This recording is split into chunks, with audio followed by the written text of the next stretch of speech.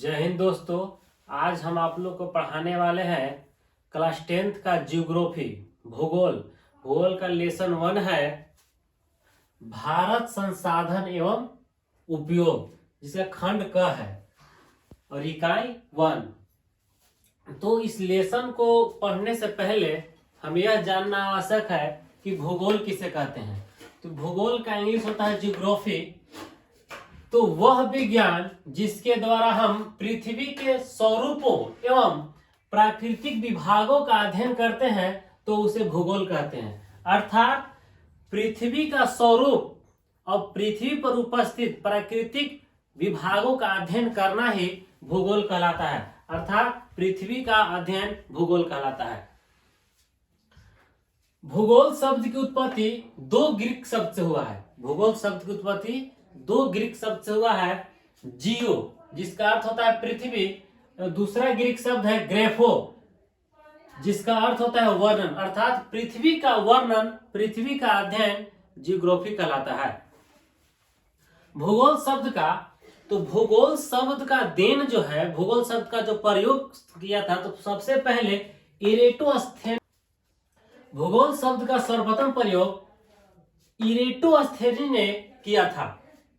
इसलिए इसे भूगोल का पिता कहा जाता है या फिर भूगोल का जनक कहा जाता है, क्योंकि इसने सबसे पहले भूगोल शब्द का वर्णन किया था, भूगोल शब्द का प्रयोग किया था।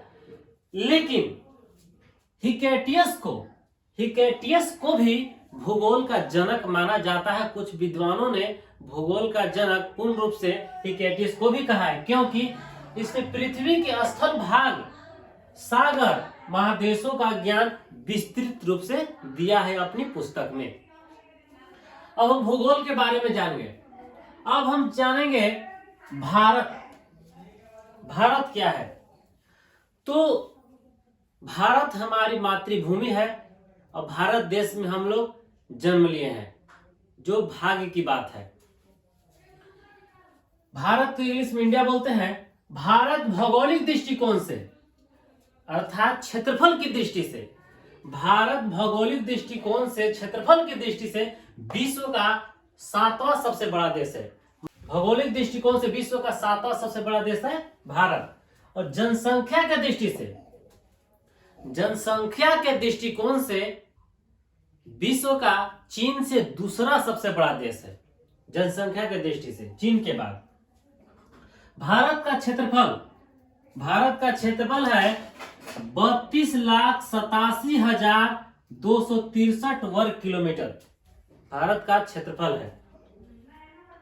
भारत देश की खोज, भारत देश का खोज पुर्तगाली वास्को डी गामा 20 मई 1498 ईस्वी में किया था।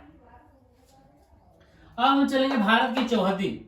तो भारत की चौहदी है उत्तर, नॉर्थ। उत्तर में नेपाल, चीन, भूटान, हिमालय पर्वत। दक्षिण, साउथ में है श्रीलंका, हिंद महासागर। पूर्व में है बांग्लादेश, म्यांमार, बंगाल की खाड़ी। पश्चिम में, वेस्ट में है पाकिस्तान, अफगानिस्तान, अरब सागर। तो इससे एक आप स्क्रीनशॉट ले लीजिए। अब हम चलेंगे संसाधन। संसाधन कितने प्रकार के होते हैं, संसाधन का उपयोग कहां कहां पर है। अब हम लोग आगे चलेंगे। संसाधन किसे कहते हैं। तो मानवीय आवश्यकताओं को पूर्ति करने वाले सभी जीव जंतु एवं वस्तु को संसाधन कहते हैं। अर्थात से कहने का मतलब है कि संसार में जितने भी जीव हैं, उनका जो आवश्यकता है, जो जरूरत है, उसका आवश्यकता का पूर्ति जिसके द्वारा हम करते हैं या फिर उनकी आवश्यकताओं की पूर्ति जिसके द्वारा होती है, उसे संसाधन कहते हैं। जैसे नदी, पर्वत, पत्थर, तालाब, मिट्टी, मनुष्य, हवा, हाथी, ईंट इत्यादि। ये सभी क्या है, संसाधन है। क्योंकि ये जितने संसाधन है मनुष्य को अपनी अपनी आवश्यकताओं के अनुसार पूर्ति करता है। जैसे कि अगर कहीं जाना है तो साइकिल का प्रयोग करता है, गाड़ी का प्रयोग करता है, भूख लगता है तो भोजन का प्रयोग करता है, नहाना है तो जल का उपयोग करता है, सांस लेना है तो हवा का उपयोग करता है करने के। मनुष्य अपनी आवश्यकताओं को पूर्ति करने के लिए जिस चीज का उपयोग करता है वही क्या कहलाता है? संसाधन कहलाता है। एक और बात है, प्रसिद्ध भूगोलविद जिमरमैन का कहना था कि संसाधन होते नहीं बनाए जाते हैं। अर्थात जब तक किसी संसाधन का हम उपयोग नहीं करते हैं तब तक वो साधन रहता है, लेकिन हम जिस संसाधन का उपयोग कर लेते हैं अपनी जरूरतों के अनुसार वह संसाधन में हो जाता है, वह संसाधन बन जाता है। जैसे कि यह मार्कर है, यह मार्कर एक साधन है, लेकिन जब हम इस मार्कर को हम लिखने में प्रयोग कर देंगे, ठीक ना, तो यह हो जाएगा संसाधन। साइकिल एक साधन है, साइकिल का उपयोग करके हम किसी स्थान पे चले जाएंगे तो संसाधन बन जाएगा। गाड़ी एक साधन है, गाड़ी से एक स्थान से दूसरे स्थान तक हम जाएंगे तो संसाधन बन जाएगा। हवा एक साधन है, हवा का हम सांस लेने में प्रयोग करते हैं, इसलिए वह संसाधन बन जाता है। तो जिमरमैन का कहना एकदम उचित था कि संसाधन होते नहीं बनाए जाते हैं। अब हम आगे चलेंगे संसाधन के प्रकार। तो संसाधन मुख्यतः 3 प्रकार के होते हैं। संसाधन का प्रकार है टाइप ऑफ रिसोर्स। संसाधन को इंग्लिश में बोलते हैं रिसोर्स। संसाधन मुख्यतः 3 प्रकार के होते हैं। पहला प्राकृतिक संसाधन, जिसे इंग्लिश में नेचुरल रिसोर्स बोलते हैं। दूसरा है मानव निर्मित संसाधन, जिसे इंग्लिश में मैन मेड रिसोर्स बोलते हैं। तीसरा है मानव संसाधन, ह्यूमन रिसोर्स। तो एक एक करके हम चलेंगे। पहला है प्राकृतिक संसाधन, नेचुरल रिसोर्स। तो प्रकृति में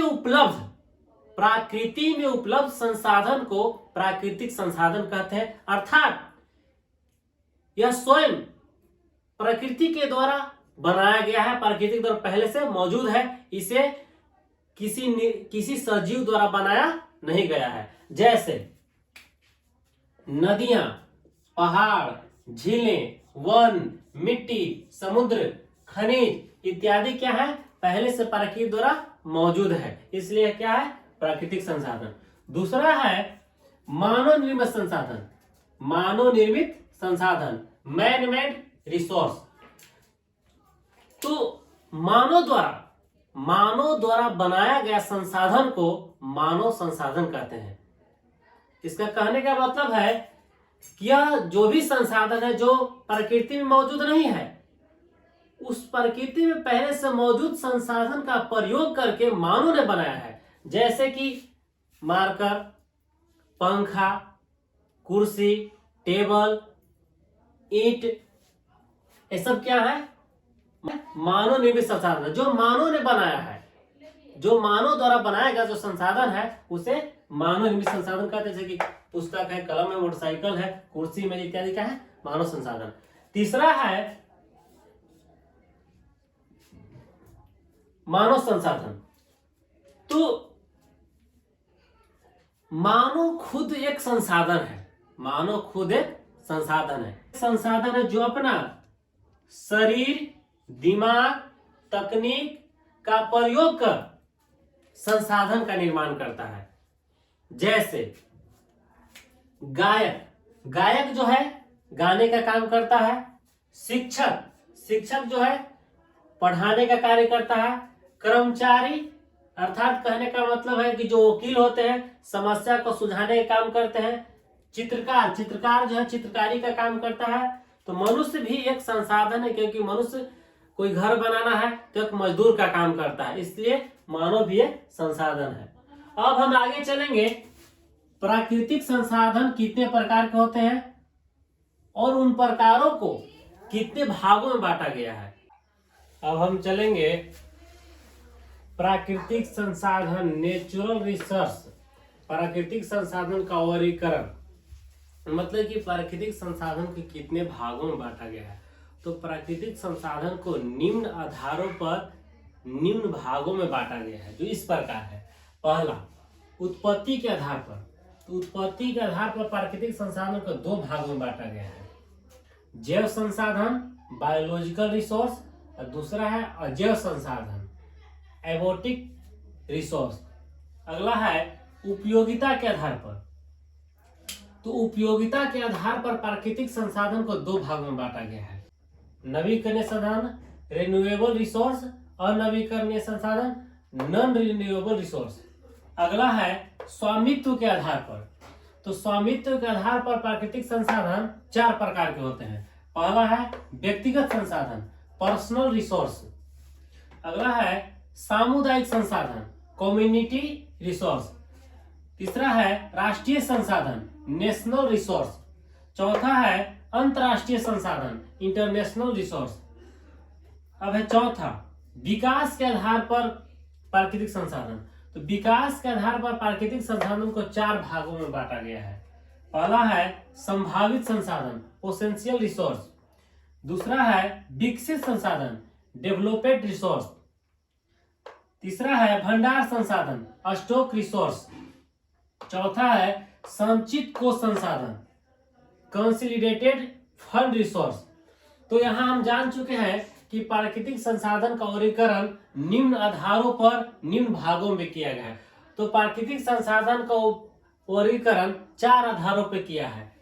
उत्पत्ति के आधार पर, उपयोगिता के आधार पर, स्वामित्व के आधार पर, विकास के आधार पर, और सभी का विभाग दिया गया है। अब हम एक एक करके चलेंगे उत्पत्ति के आधार पर। तो उत्पत्ति के आधार पर संसाधन दो प्रकार के होते हैं प्राकृतिक संसाधन, जैव संसाधन और अजैव संसाधन। तो उत्पत्ति के आधार पर दो संसाधन होते हैं जैव। तो जैव मंडल में, जीव मंडल में जो उपस्थित जो संसाधन है उसी को बोलते हैं जैव संसाधन। अर्थात सजीव संसाधन को जैव संसाधन कहते हैं। जैसे यहां लिखा हुआ है सजीव वस्तुओं के समूह को जैव संसाधन कहते हैं, जैसे मनुष्य, जीव जंतु, हरे पेड़ पौधे। अब अगला चलेंगे हम अजैव संसाधन।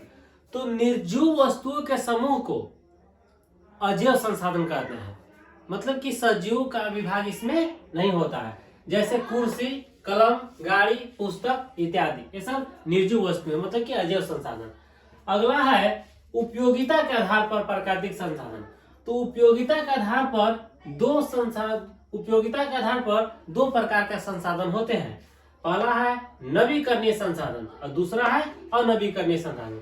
तो नवीकरणीय संसाधन का मतलब होता है वैसा संसाधन जिसका हम अगर एक बार उपयोग कर लेते हैं तो अगर समाप्त भी हो जाता है, उपयोग करने के बाद अगर समाप्त भी हो जाता है तो पुनः हम दोबारा उसे प्रयोग के, अगर वैसा संसाधन जो अगर हम प्रयोग कर रहे हैं तो प्रयोग के फलस्वरूप अगर समाप्त हो जाता है तो पुनः हम दोबारा प्राप्त कर सकते हैं। मतलब कि संसाधन अगर समाप्त हो जाता है तो किसी भी विधि द्वारा हम दोबारा प्राप्त कर सकते हैं, उसी को कहते हैं नवीकरणीय संसाधन। अर्थात वैसा संसाधन जो समाप्त होने पर हम पुनः उपयोग कर सकते हैं तो उसे नवीकरणीय संसाधन कहते हैं। जैसे कि हवा, सूर्य का प्रकाश, विद्युत, वन इत्यादि। अगला है अनवीकरणीय संसाधन।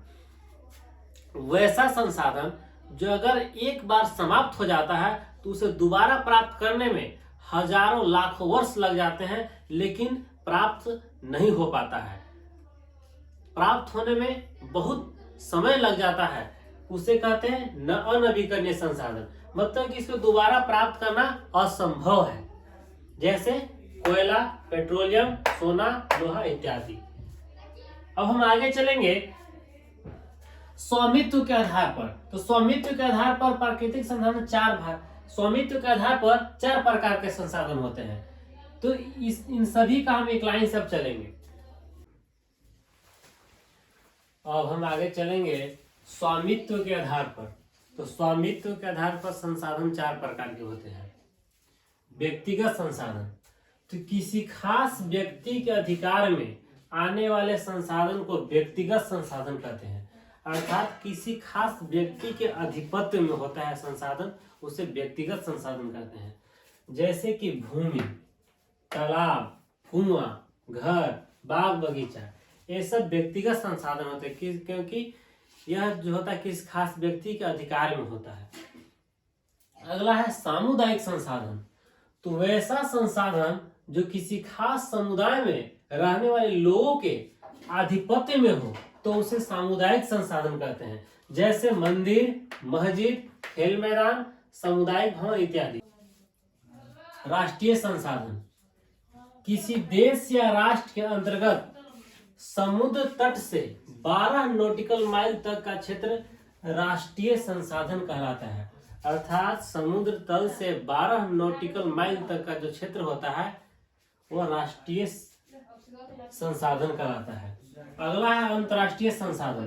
तो किसी देश के तट रेखा या समुद्र के तट रेखा से 200 नॉटिकल माइल तक का जो क्षेत्र होता है उसे अंतर्राष्ट्रीय संसाधन कहते हैं। इसे नोट में हम जानेंगे कि 1 नॉटिकल माइल मतलब समुद्र मील बराबर 1.852 किलोमीटर होता है। तो पहला है राष्ट्रीय संसाधन। तो राष्ट्रीय संसाधन में 12 नॉटिकल माइल है। इसका मतलब कि 22.224 किलोमीटर तक का जो क्षेत्र है वो आ जाएगा राष्ट्रीय संसाधन। अंतर्राष्ट्रीय संसाधन में है 200 नॉटिकल माइल। तो 200 नॉटिकल माइल मतलब कि 370.4 किलोमीटर तक का जो क्षेत्र है वो है अंतर्राष्ट्रीय संसाधन। अगला है विकास के आधार पर। तो विकास के आधार पर संसाधन 4 प्रकार के होते हैं। पहला है संभावी संसाधन। तो वैसा संसाधन जो किसी विशेष क्षेत्र में मौजूद है तथा उसे भविष्य में उपयोग करने की संभावना है तो उसे संभावित संसाधन कहते हैं। मतलब कि वैसा संसाधन जो वर्तमान में मौजूद है लेकिन भविष्य में उपयोग करने की संभावना है।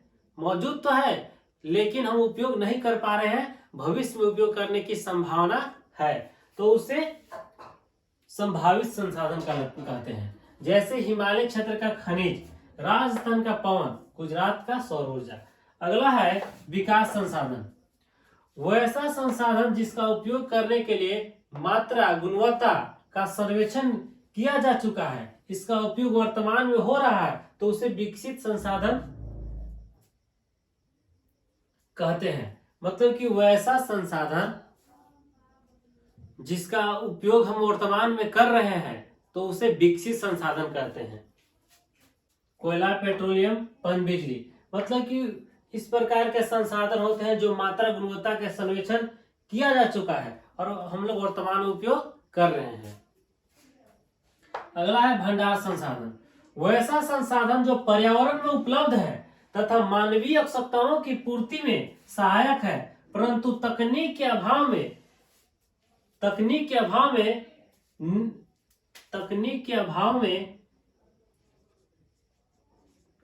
नहीं कर पा रहे हैं तो उसे भंडार संसाधन कहते हैं।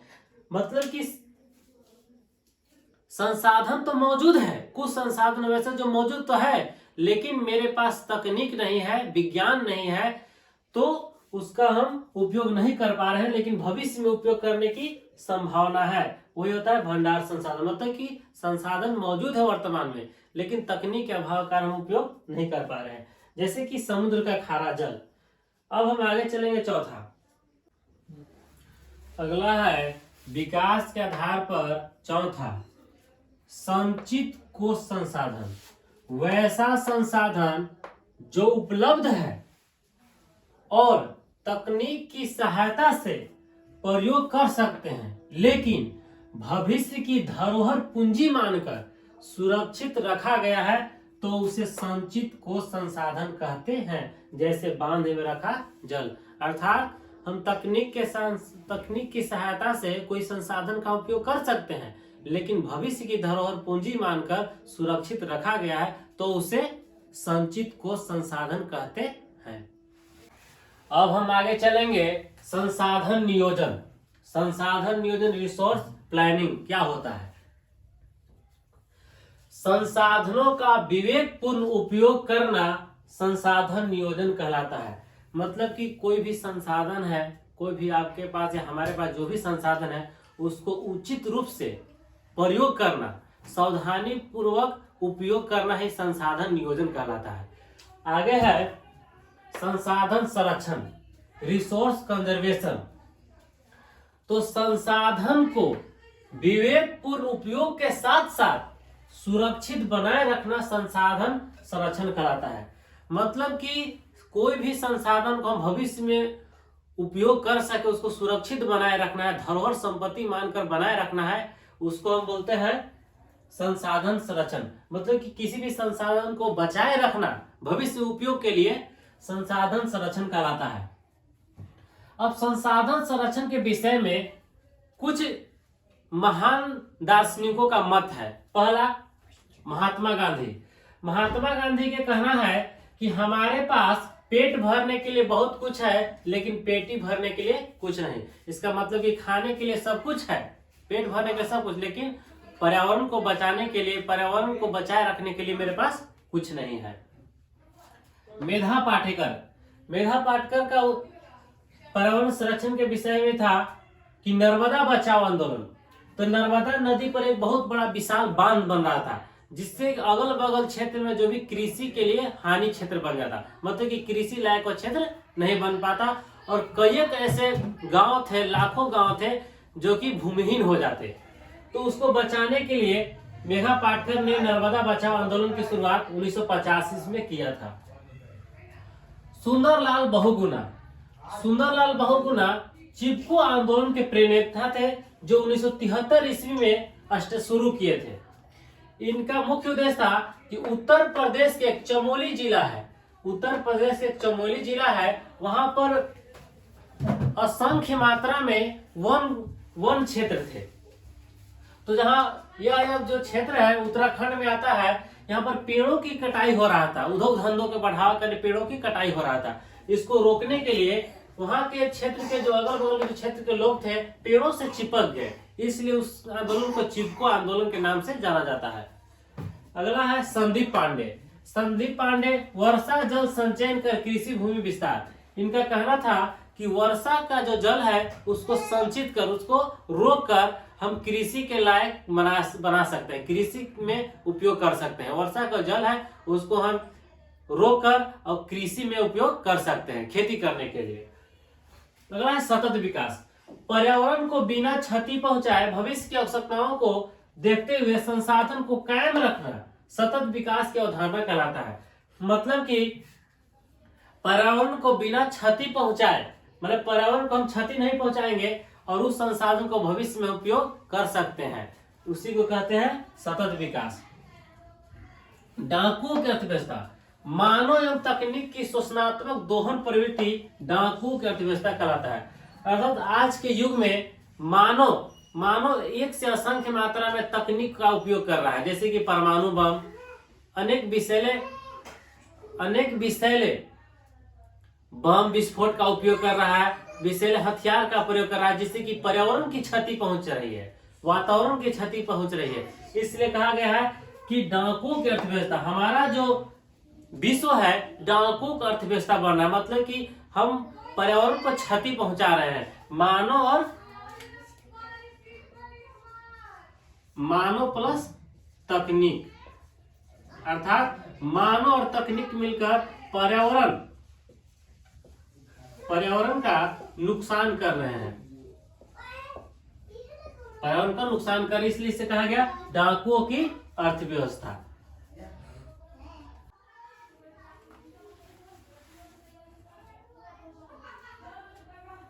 अब हम आगे चलेंगे पर्यावरण संरक्षण हेतु।